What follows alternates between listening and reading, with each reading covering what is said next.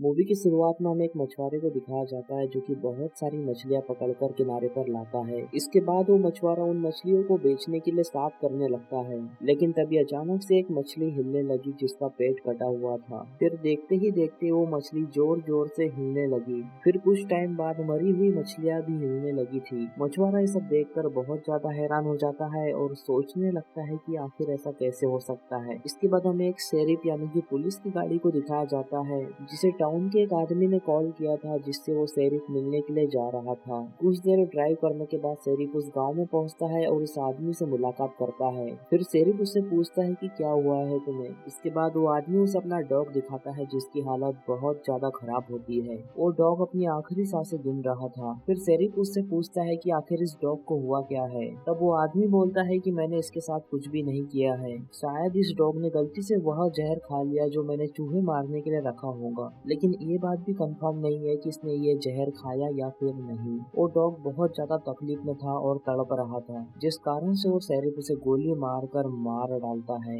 इसके बाद शेरिफ अपने घर आता है जहाँ पर उसकी पत्नी उसे बताती है कि हमारे बेटे जोसेफ को पुलिस ने गिरफ्तार कर लिया है, और साथ ही वो शेरिफ को बोलती है कि तुम्हारे लाडले बेटे को भी गिरफ्तार कर लिया है। दरअसल वो शेरिफ का सगा बेटा था और उसकी वाइफ का सौतेला, जिस कारण से वो उसका लाडला बेटा बोल रही थी। दरअसल वो अपने सौतेले बेटे को बिल्कुल भी पसंद नहीं करती थी, क्योंकि वो बहुत ज्यादा बदतमीज था, इसलिए उसकी सौतेली माँ उससे चिढ़ती थी। शेरिफ की वाइफ उसे बोलती है कि हमारे दोनों बेटे को गिरफ्तार कर लिया है, इसीलिए तुम जल्दी से पुलिस स्टेशन जाओ और उन दोनों को छुड़ा कर लाओ। फिर शेरिफ उसे बोलता है कि मैं जल्दबाजी से काम नहीं करता। इतना कहने के बाद शेरिफ अपनी कार लेकर फादर के घर पर चला जाता है। शेरिफ का फादर वही मछुआरा था जिसे हमने मूवी की शुरुआत में देखा था। इसके बाद शेरिफ अपने फादर के पास पहुंचता है और उसके फादर उसे वही मछलियां दिखाते हैं जो मरने के बाद भी जिंदा हो गई थी। शेरिफ उन मछलियों को देखकर अपने फादर को बोलता है कि इतना मत सोचो इन मछलियों के बारे में, इन मछलियों को पेट्रोल से जला देते हैं। इसके बाद शेरिफ पेट्रोल लाने के लिए अपने कार के पास जाता है। शेरिफ जैसे ही पेट्रोल निकालने के लिए अपने कार की डिग्गी खोलता है, उसमें से वही डॉग निकलता है जिसे शेरिफ ने थोड़ी देर पहले गोली मारकर मार दिया था। वो डॉग किसी तरह दोबारा जिंदा हो गया था और शेरिफ पर हमला कर देता है। उस डॉग के हमले से बचने के लिए शेरिफ पीछे हटता है और उस डॉग को दोबारा गोली मार देता है। इस बार शेरिफ ने उस डॉग को सिर पर गोली मारी थी, जिस कारण से वो डॉग फाइनली मारा जाता है।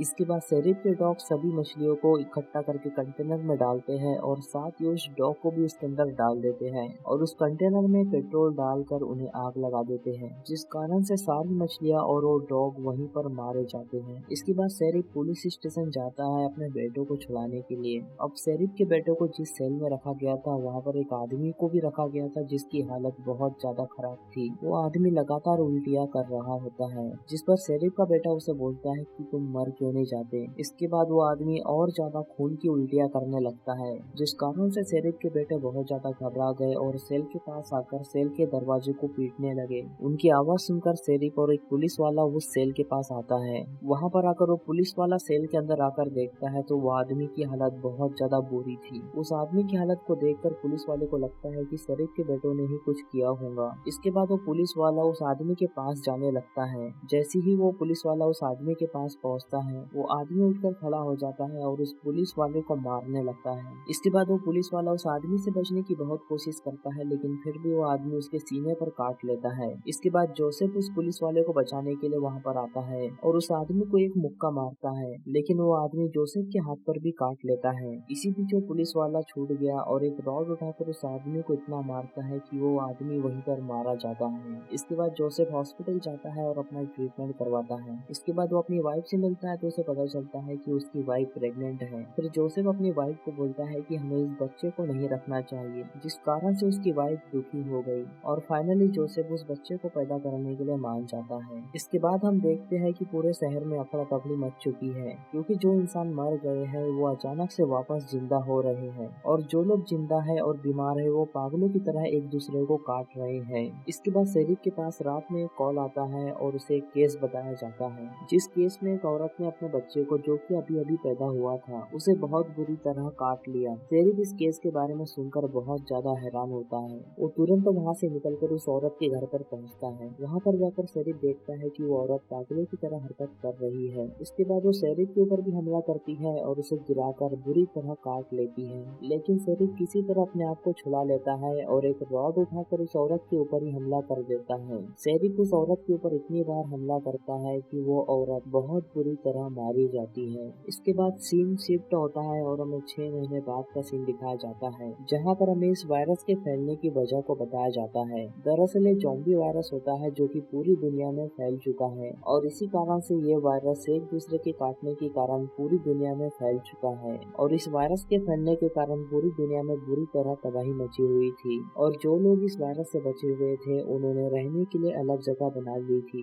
खुद को पूरी दुनिया से अलग करके उन्होंने रहने के लिए अपना एक अलग एरिया बनाया और उस एरिया के चारों तरफ एक बड़ी दीवार खड़ी कर दी ताकि कोई भी ज़ॉम्बी उनके एरिया के अंदर ना आ सके और साथ ही वो अंदर अलग अलग तरह के एक्सपेरिमेंट करके उन ज़ॉम्बी को मारने के तरीके ढूंढ रहे थे। इसके बाद हमें शेरिफ और जोसेफ को दिखाया जाता है जो ज़ॉम्बी के काटने के बावजूद अभी तक जिंदा थे। दरअसल इनके डीएनए में उन ज़ॉम्बी वायरस से लड़ने की ताकत थी जिस कारण वो ज़ॉम्बी के काटने के बावजूद भी जिंदा बच जाते थे और ये खूबी सभी ब्राउन लोगों में थी लेकिन व्हाइट लोगों में नहीं थी, जिस कारण से अगर किसी व्हाइट लोगों को ज़ॉम्बी अगर काट लेता तो वो उस वायरस से लड़ नहीं पाते और ज़ॉम्बी में कन्वर्ट हो जाते हैं। अब शेरिफ का दूसरा बेटा यानी कि जोसेफ का भाई व्हाइट था लेकिन वो खुद व्हाइट लोगों के खिलाफ था। वो किसी भी ज़ॉम्बी व्हाइट लोगों को अंदर नहीं आने देता था क्योंकि अगर उसका मानना था कि अगर कोई इन्फेक्टेड व्हाइट लोग अंदर आए तो अंदर के लोगों को भी इन्फेक्टेड करके यहाँ के सभी व्हाइट लोगों को मार देंगे। अब आज भी एक व्हाइट लड़की जिंदा बची थी जिसे यहाँ पर लाया जाता है। उस लड़की को ज़ॉम्बी ने काटा हुआ था जिसके बारे में वो किसी को नहीं बताती और उस एरिया में चुपचाप रहने लगती है। इसके बाद जोसेफ अपनी वाइफ से बातें करने लगता है। वो बोलता है कि जो बच्चा तुम्हारे पेट में है पता नहीं वो इस वायरस से सुरक्षित है या फिर नहीं। दरअसल जोसेफ की वाइफ व्हाइट होती है और जोसेफ ने ऐसे कई सारे केस देखे हैं जिसमें बच्चा माँ के पेट के अंदर ही इन्फेक्टेड होकर ज़ॉम्बी में बदल जाता है और अंदर से माँ को ही खाने लगता है। इसके बाद उसकी वाइफ जोसेफ को बोलती है कि तुम इस बारे में ज्यादा मत सोचो। इसके बाद जोसेफ को पता चलता है कि उसके एरिया में जरूरत का सामान खत्म हो रहा है जिस कारण से वो अपने डैड के साथ सामान लाने के लिए चला जाता है, जबकि उस शेरिफ का दूसरा बेटा अंदर पार्टी कर रहा होता है। वो ज्यादा शराब पी लेता है जिस कारण से वो उसी लड़की के पास चला जाता है जो आज यहाँ पर आई थी। वो उसके करीब जाने लगा तभी वो लड़की अचानक से ज़ॉम्बी में बदल जाती है और उस लड़के पर हमला कर देती है। वो लड़की ज़ॉम्बी में कन्वर्ट होने के बाद बहुत ज्यादा डरावनी दिख रही थी और उसके मुंह से खून निकल रहा था। वो ज़ॉम्बी लड़की उस लड़के के बॉडी का एक पार्ट उखाड़ लेती है जिस कारण से उस लड़के को बहुत ज्यादा तकलीफ होती है, जिस कारण से वो लड़का बहुत जोर जोर से चिल्लाने लगता है। उसकी आवाज सुनकर सारे लोग यहाँ पर आ जाते हैं और ये नजारा देखकर बहुत ज्यादा हैरान हो जाते हैं। तब तक यहाँ पर जोसेफ भी आ चुका था।